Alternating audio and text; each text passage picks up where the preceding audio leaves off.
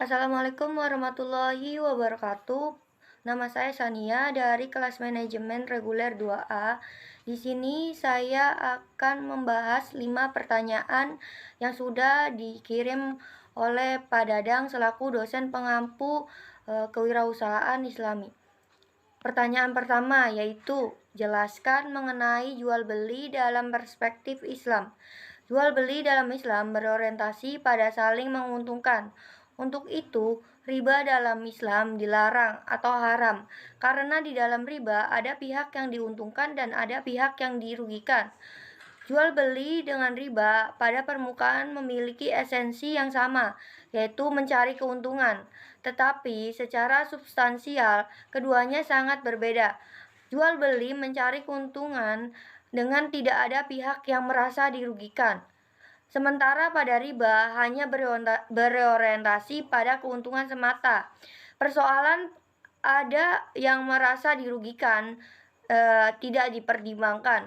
Bahkan tidak ada sama sekali dalam konsep riba. Dalam Al-Quran, jual beli dan riba disebutkan dalam satu ayat dengan penyebutan Allah menghalalkan jual beli dan mengharamkan riba. Ini satu isyarat antara jual beli dan riba sangat tipis perbedaannya. Jika seorang muslim tidak tahu konsep jual beli dalam Islam, akan mudah terjebak pada perbuatan riba. Pertanyaan yang kedua, yaitu jelaskan hukum jual beli. Abdu Ar-Rahman dalam karyanya mengatakan bahwa hukum jual beli bersifat kondisional, yakni bisa al-ibadah atau boleh, wajib, haram, dan mahdub atau sunnah. Al-ibadah merupakan hukum dasar dalam jual beli, yakni jual beli hukumnya netral, karenanya bisa jatuh ke makruh, sunnah, wajib, dan juga haram. Bergantung latar belakangnya. Seseorang melakukan transaksi dengan tidak bermaksud apa-apa, hanya sekedar iseng atau tidak memiliki maksud, itu dihukumi al-ibadah. Sama halnya dengan sebuah tindakan dalam pandangan sosiologi dalam ilmu sosial. Tindakan dapat dikelompokkan ada dua hal, yaitu yang pertama tindakan biasa dan kedua tindakan sosial. Pemahaman Abdur Al-Rahman dalam memahami hukum jual beli al-ibadah berdasarkan pada hadis riwayat Muslim dan ayat-ayat di bawah ini. Dan Allah telah menghalalkan jual beli dan mengharamkan riba. Quran Surat Al-Baqarah ayat 275. Ayat kedua yaitu, hai orang-orang yang beriman, janganlah kamu saling memakan harta sesamamu dengan jalan yang batil, kecuali dengan jalan berniaga yang berlaku dengan suka sama suka di antara kamu, dan janganlah kamu membunuh dirimu. Sesungguhnya Allah adalah Maha Penyayang kepadamu. Quran Surat An-Nisa ayat 29. Ayat yang ketiga yaitu persaksikanlah apabila kamu berjual beli. Quran Surat Al-Baqarah ayat 282. Sementara argumen Abdu Ar-Rahman tentang wajib jual beli jika penjual atau pembeli didasarkan untuk kelangsungan hidupnya. Misalnya, seseorang harus menjual atau membeli makanan untuk memenuhi kelangsungan hidup. Abdu Ar-Rahman selain membangun argumen dengan logika juga diperkuat dengan hadis yang diriwayatkan Al-Bukhari. Adapun jual beli menjadi sunnah jika seseorang bersumpah untuk menjual sesuatu barang dan tidak membuat bahaya terhadap dirinya, maka hukum menjual atau membelinya sunnah. Jual beli juga bisa makruh jika yang dijual belikan barangnya makruh. Adapun jual beli bisa dikatakan haram ketika barang yang diperjualbelikan haram. Pertanyaan ketiga yaitu jelaskan rukun jual beli. Abdu Ar-Rahman dalam karyanya mengatakan bahwa rukun jual beli itu berjumlah 6, yaitu sikhat, akid, dan mahud alai.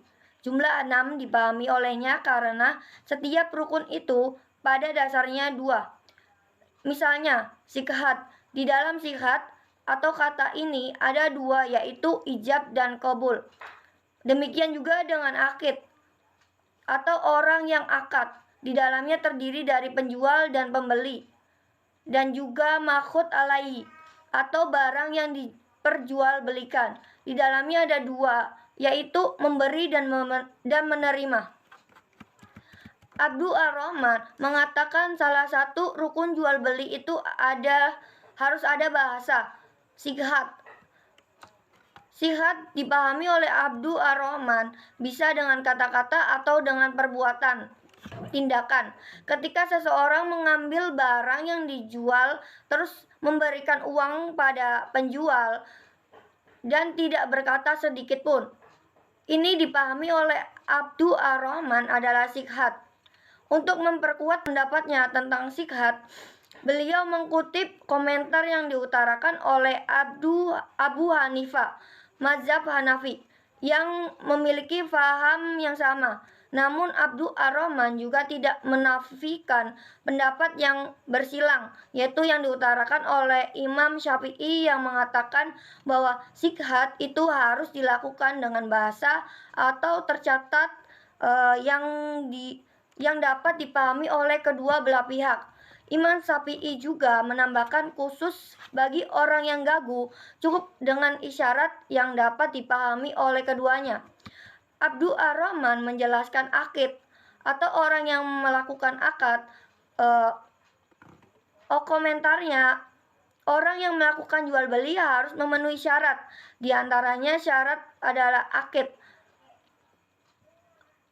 adalah mumayyiz. Dalam artian kebahasan, mumayyiz adalah orang yang bisa membedakan sekalipun dia masih kanak-kanak. Contohnya, seorang anak diperintah oleh orang tua membeli barang A dan ternyata hasilnya sesuai dengan perintah. Maka anak tersebut mumayyiz. Dengan demikian, anak-anak yang belum mumayyiz dan orang gila, menurut Abdul Ar-Rahman, tidak sah melakukan akad kecuali di bawah pengawasan orang tuanya. Dalam hal ini, Abdul Ar-Rahman berseberangan dengan komentar Imam Syafi'i dan Imam Ahmad. Abdul Ar-Rahman mengangkat dua komentar ulama yang berseberangan, yakni Imam Ahmad yang mengatakan bahwa anak-anak anak-anak atau al-sabi sah melakukan akad jual beli yang mumayyiz atau belum, sementara Imam Syafi'i mengatakan bahwa tidak dianggap sah al-syahbi melakukan akad jual beli. Selain al-syahbi yang diangkat oleh Abdul Ar-Rahman dalam akad jual beli, orang yang dipaksa pun dalam akad jual beli diangkat oleh Abdul Ar-Rahman. Tidak sah akad jual beli yang dipaksa. Argumen yang dibangun oleh Abdul Ar-Rahman berdasarkan pada ayat Al-Quran, surat An-Nisa ayat 29, dan hadis yang diriwayatkan oleh Ibnu Hibban. Abdul Ar-Rahman juga mengangkat komentar Imam Ahmad dan Imam Hanafi. Senada dengan selanjutnya, Abdul Ar-Rahman menjelaskan barang yang diperjualbelikan atau mahkut alaihi. Menurutnya, syarat barang yang diperjualbelikan harus suci. Untuk itu, barang yang najis tidak sah diperjualbelikan. Menurutnya harus disucikan terlebih dahulu. Selain di atas, barang yang diperjualbelikan harus diketahui baik bentuknya maupun harganya. Pembahasan syarat-syarat yang ada di dalam jual beli secara terperinci. Abdul Ar-Rahman mengangkat pendapat 4 ulama. Di sini terkesan Abdul Rahman tidak berkomentar. Dia hanya ingin menunjukkan kepada para pembaca bahwa untuk syarat jual beli secara terperinci, silakan lihat mazhab 4 ulama tersebut. Yang keempat pertanyaannya yaitu jelaskan terjadinya perbedaan pendapat mengenai sahnya siapa yang boleh sebagai pembeli dan penjual. Pada hal ini, ulama saling bersilang pendapat. Imam Malik dan Imam Syafi'i menyatakan tidak sah jual beli dilakukan oleh orang yang belum mukhalaf. Hal ini didasarkan pada nas Al-Quran. Pendapat ini tidak sejalan dengan Imam Hanafi dan Imam Ahmad yang menyatakan sah jika anak tersebut sudah pintar. Tambahnya, anak yang masih kecil tetapi sudah pintar jika melakukan transaksi dengan seizin orang tua atau walinya dinyatakan sah. Abi Al-Muwahhib Abdu Al-Wahhab bin Ahmad bin Ali Al-Ansari 62. Argumen yang dibangun oleh Imam Hanafi dan Ahmad adalah terlepas pada izin orang tua atau wali, bukan pada anaknya. Artinya semua yang dilakukan oleh anak tersebut di bawah tanggungan orang tua atau walinya. Pertanyaan yang kelima yaitu jelaskan barang apa saja yang diperbolehkan diperjualbelikan. Dalam Islam, tidak semua barang dapat diperjualbelikan. Ada beberapa kriteria yang harus diperhatikan. Yang pertama ada pada manfaatnya. Yang kedua ada kesuciannya. Dengan demikian, secara umum barang yang tidak ada manfaat dan najis atau salah satunya dihukumi dengan tidak sah diperjualbelikan. Barang yang munatajis boleh diperjualbelikan dengan catatan telah disucikan. Benda yang dimaksud munatajis adalah benda suci kena najis. Misalnya buah kopi dimakan oleh luwak. Kopi yang dimakan luwak kemudian menjadi kotoran luwak dan tidak hancur, tetap bentuknya biji kopi, boleh dijual belikan setelah disucikan. Persoalan sekarang, bagaimana kalau kopinya ketika menjadi kotoran luwak sudah hancur? Itu termasuk najis, bukan munatajis lagi. Alhasil tidak sah diperjualbelikan karena tidak bisa disucikan.